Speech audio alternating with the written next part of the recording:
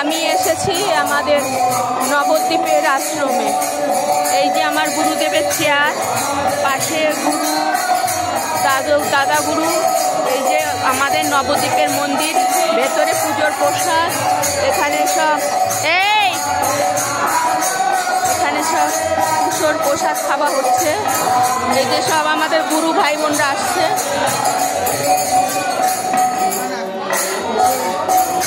অনেক গুরু ভাই বোন আসছে এখানে। দেখো আজকে আমরা গুরু পূর্ণিমা, এই জন্য গুরু পূর্ণিমার জন্যে আশ্রমে আসছি। আর গুরুদেব এখানে দিচ্ছে, দীক্ষা দিচ্ছে। সব আমাদের গুরু ভাই বোন। কেমন আছো? তোমাদের ইচ্ছে। এই যে আমাদের এক গুরু বোন, প্রিয় গুরু বোন।